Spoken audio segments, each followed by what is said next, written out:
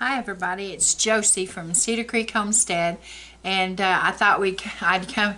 Here I am in the living room again because it's too cold outside, and it's extremely cold outside, and I guess most of the country is probably having cold weather, and we're having cold weather, but our coldest weather is not here yet.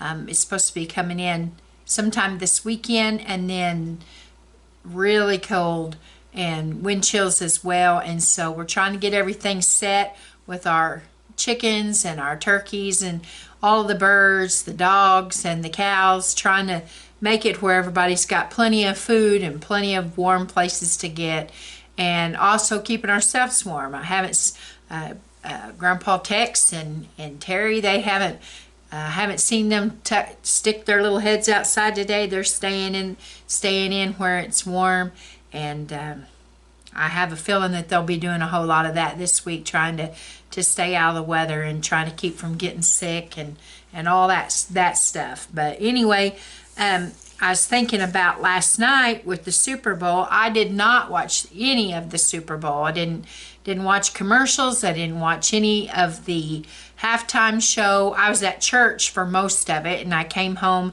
Blade was upset because he was cheering for Kansas City, and of course we know what happened there. And was it Kansas City? See, I don't. Anyway, Blade, the team Blade was cheering for, did not win.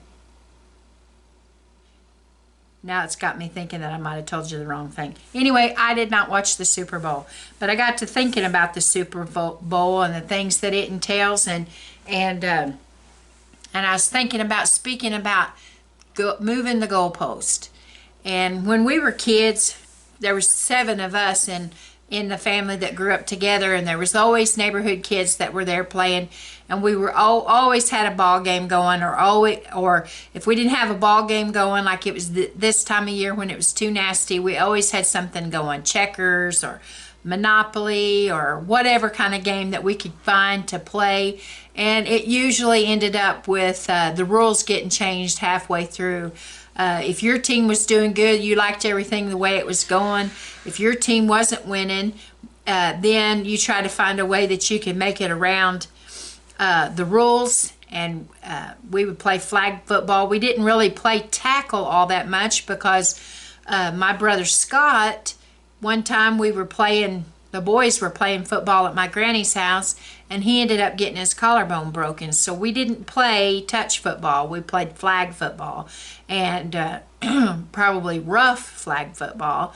But if everything was going your way, like I said, everything was just fine. If you needed a little bit of help, you kind of fudged where the goal line was at so that your team got a little extra help. And that's what I kind of wanted to talk about tonight, was how things in this country keep getting the goalposts moved. You think when kids grow up, they outgrow their childish rules. They get to where they can play a game and play it as an adult and not have to cheat, not have to have rules changed so where the outcome is what they want it to be. But that's just not true anymore. People are finding ways to try to change the outcome in a dishonest way. You've always heard parents, or I heard my parents and other people's, that they would have their set rules that they would give you. My parents it was always not to cuss, not to smoke, not to drink, not to do those kind of things. But sometimes my parents would let some words slide, and my stepdad was a smoker, and he would smoke when we were younger. He doesn't smoke anymore, but when we were kids he would smoke, and he wouldn't think anything of it, and he would just throw his cigarette butt down on the ground. We lived out in the country, and he would just throw it. And one of my little brothers, probably more than one, but one in particular, my little brother Tommy, he would see my stepdad throw that cigarette butt out, and he would go as soon as his dad's back was turned, man, he was over there digging through the grass or whatever he needed to do to find that cigarette butt, and he was going to finish smoking it, even down to the nub. He was going to have that. And so it didn't really matter that our parents were saying, don't do this, because what we were hearing is, do as I say, not as I do. And a lot of people are that way in the country today. They're saying, you don't do this and don't do this and don't do that, but they are doing it themselves. And they're saying, I can do it, I have the privilege, but you don't have the privilege. You don't do it, you don't get, you don't get wrapped up in it, but it's okay for us to do it because this is going to help me to do my job better. One of the persons that I'm thinking about, and I try to be really careful not to name any names, but I'm thinking of John Kerry right now. I'm thinking about the interview they had with him about flying to the other country to get the climate award, and how he just was kind of brushed everybody off when they were questioning him about, flying in his own personal jet, and he was kind of flippant with, well, I can't get on a boat, and which it's true, but it's hard to preach for people to live a certain way when you yourself is not doing that. And that's one of the things that we're caught up in this country today, is doing things and preaching things and trying to get other people to live a certain way when we're not willing to do it ourselves. We preach, or some of the country preaches, especially those that are in high positions, they're preaching, get a budget, buckle down, cut your energy consumption, do all these kind of things. But I look at Congress, and I look at the lawmakers, and I look at all the things that's going on, and I don't see responsible spending. And I don't see them budgeting like we have to in our families. In my family, and I know in your family too, when you get to the end of the paycheck and you have more month than you do paycheck, there's not someone coming in and saying, I'm going to write you a supplement check to carry you through the rest of the month. You have to make do with what comes in on your paycheck. And that government should be the same way. They should be making do with what they have and following through on a budget, instead of telling all of us that we need to do that and them not. We cannot continue to print money and borrow money and do all of the things that we're doing and not expect ourselves to get in a big lot of trouble. We know what would happen in our own families if we spent more money than we brought in. In no time at all, we would be having to file bankruptcy. Someone would be coming to pick our car up. We'd be maybe even being kicked out of our home because we couldn't pay our mortgage, having to balance whether we buy food or we buy prescriptions.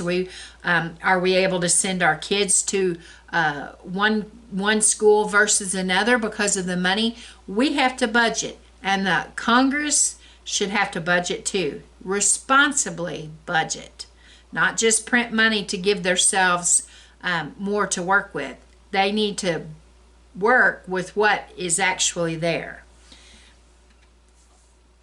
You've heard the saying, practice what you preach.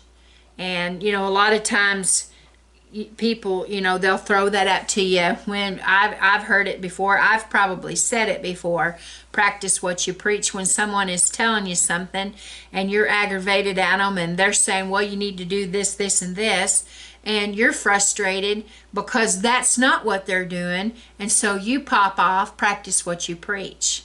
And we need to hold them accountable today. We need to be accountable ourselves in practicing what we preach, but they need to practice what they preach as well. We need to make sure that when we say something, we mean what we say. When we say we believe in this, we need to stand by our beliefs. Now, I know that there's things that come down the pike, and as we get older and we get wiser about things, our ideas and our thoughts change because we've become more experienced and we realize that we really didn't know everything that there was pertaining to a particular issue. And so sometimes our ideas and our philosophies can change on things.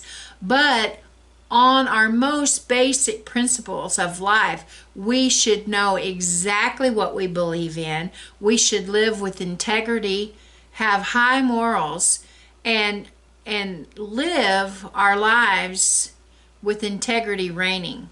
And I like to tell people that integrity is living right even when no one is watching.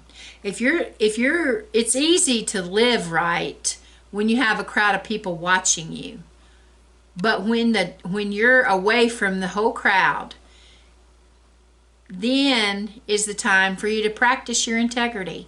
You know, if you say it's wrong to do these things out in public, if you say, you know, if you take a stand, say for instance on alcohol, I don't drink, period.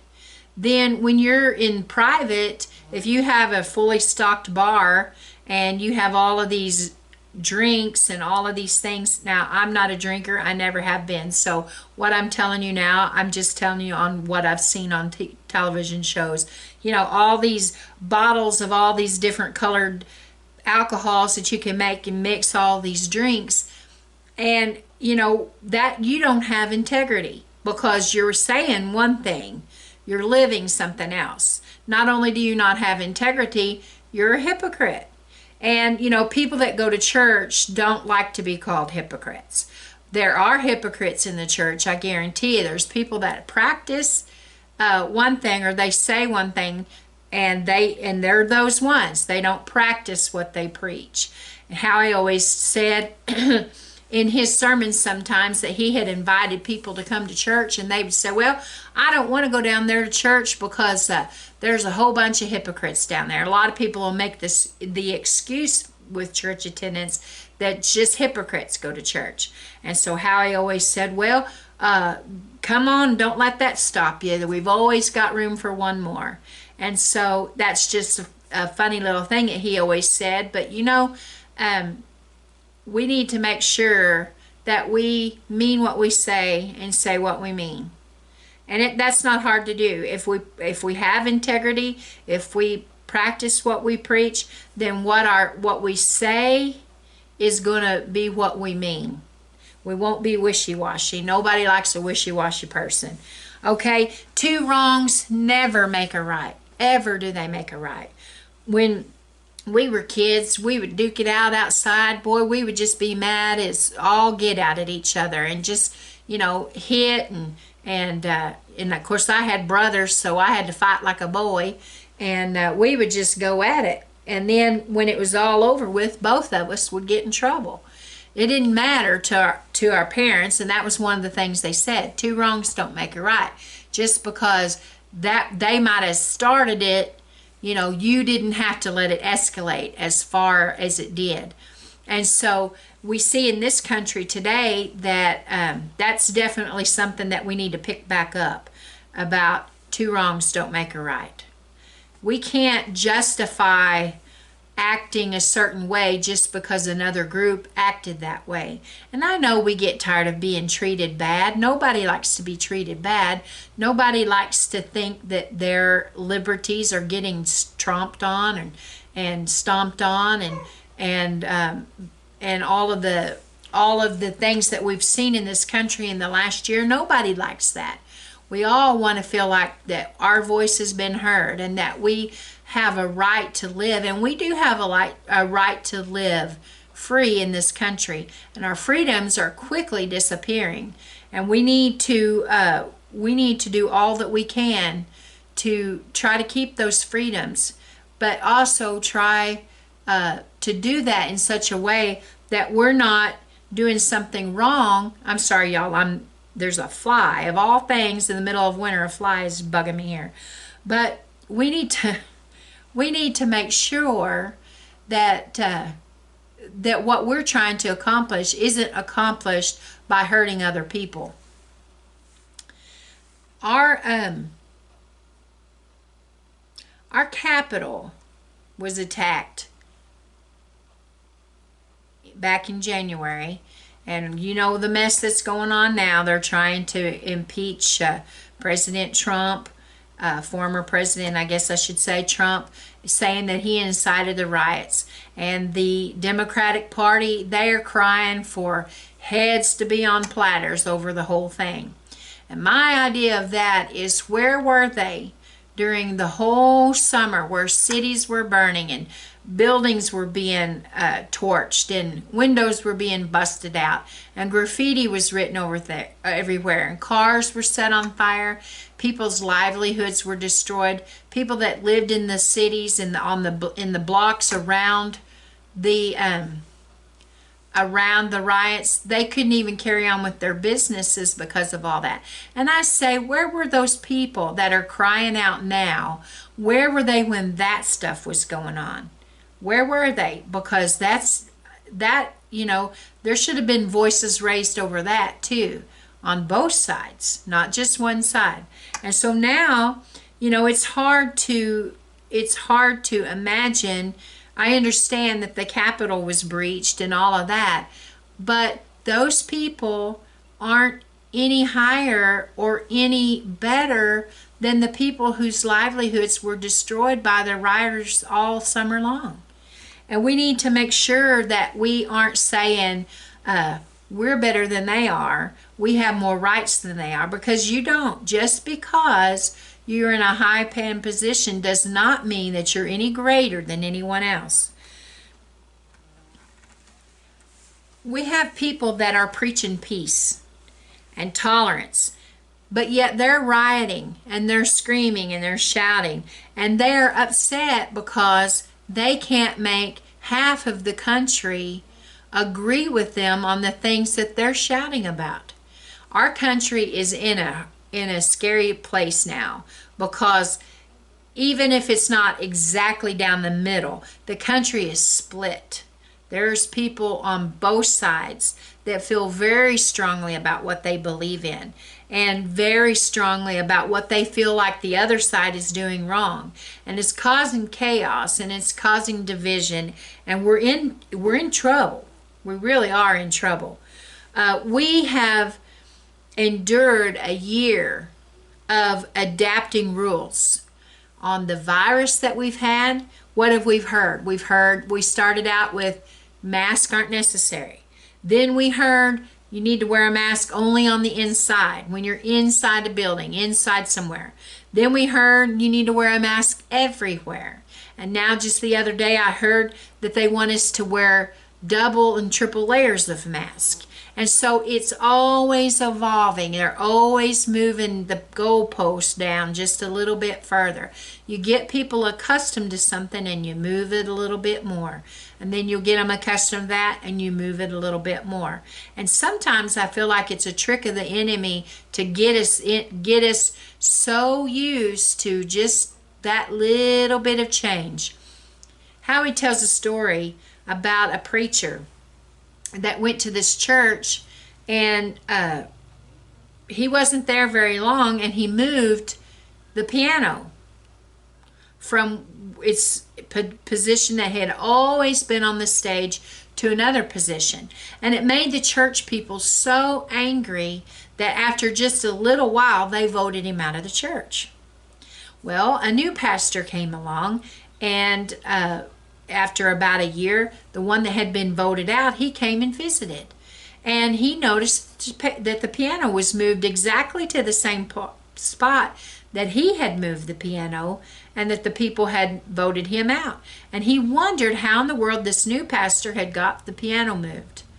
And so after church, he went to the pastor and he introduced himself, and he said, I've got to ask you, how in the world did you get the piano moved to this new position? Because when I did it, they voted me out.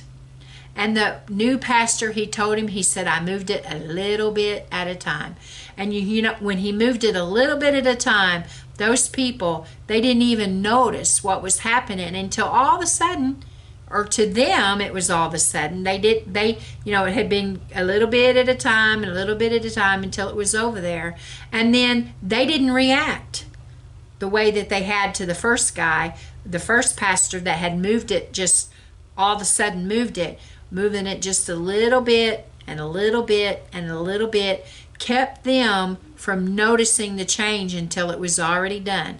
And that's what's happening in the country today. They're moving the goalpost. They did that with the mask. I'm not saying don't wear the mask. We wear our mask wherever we go, and we don't go a whole lot of places because we're trying to stay, we're just trying to stay out of stores and other places, and only going when necessary now because, because of all the stuff that's happened in our lives. Our lives are changed permanently because of the virus. And so that's something that's very real to us. The goalpost was moved and moved with the mask. Now they're saying, they started out, the kids couldn't go to school, and then they did virtual school, and then they did or virtual learning, and then now they're saying that there's emergency orders to get the kids back in school. And so they're moving the goalposts, moving it just a little bit further and a little bit further. And I know that the kids have missed out. I have a nephew that's a senior this year, and he's missed out on all of the things that he should have gotten to really celebrate and really enjoy being a senior in high school. And they've had to make a lot of sacrifices. I understand that. And they say that kids, are depressed, and kids are being challenged, and they're having struggles, and it's a real scary time in their lives. And so to them, the goalpost has definitely been moved. The rules have been changed. It's been pushed on until they don't really know from day to day what the next story is going to be for them. The other thing is the money for the stimulus. They've went back and forth and back and forth and back and forth. It's too much money. It's not enough money. It's should we even give a stimulus at all to people? Now it's on what you make, if you make too much or you don't make enough, and how many children you have. And I know that there's some of these things are important questions that they have to ask. But we also need to make sure that we're not setting ourselves up for failure in the future, because one day the bill's going to have to be paid. It's going to come due. It's just like with a credit card. My kids are starting out in their married life, and they're figuring things out. And I think back to when Howie and I, we were about the same age or just a little bit older than them when we got married. And we had to start figuring out our finances. Started getting credit cards and things, and you begin to see stuff that you would really like to have, and you don't want to wait. You want to get it right now, and I'll pay for it later. The problem is a lot of times you'll pay 2 or 3 or 4 times as much for the thing than you would have if you'd just waited and saved the money and got it. Well, that's the way it is with all the stimulus and all the things that are going on right now. One day we will have to pay that. Our children, our grandchildren will have to pay it, and we'll have to pay it to other countries and try to figure out how in the world we're going to balance and what we're going to cut to make sure that we can pay that. We have to take care of our military, and we have to take care of our veterans and our seniors and the kids, and all of these things are putting us in a place of danger in a lot of ways, because we got to figure out how we're going to pay for it, and it's not always so easy. So, I've probably rambled on enough tonight to say I get to the place of, well, what do we do? Because we're not in control of the goalpost in the country. Someone else is.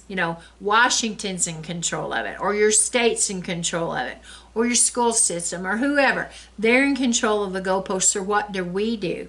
How do we get by it? Well, we need to have our own selves, our family. We need to have made-up minds of what we're going to do. We need to have a made-up mind that we know that no matter what, we're not being persuaded by the loudest voice in the room. This is what we believe. This is what we're standing on. This is how we're going forward as a family. Sometimes you have to step back from the big group, it's not that you divorce yourself from the country, because we're proud to be an American, and Americans, and we are part of this great nation, and we're thankful and we're blessed for being part of the nation. But there comes a time when we have to say, I see the direction they're going. I see the direction they're moving, and my family's going this way. This is what we believe in. This is what we're standing for. this is what we are going to work our hardest to get taken care of. These are the bills that we're paying. These are the things that we're giving towards. This is what we believe is the best for us. So what I say is, no matter how the goalpost gets moved over here, you stay focused on this. You've got your eye on the ball. You know where you're going as your family, and you've got a particular direction that you're traveling. And so we'll make it. If we work as our families, get us a family plan. My number one thing would be make sure that you're plugged into Jesus. And then have you a plan. Know how you're going to make it, what you're going to do. Get out of debt if all possible. Make sure that you've got your debts covered. And I say, we don't have to have the best of the best. We can budget. We can make ends meet. And let's try to roll up our sleeves and go to work.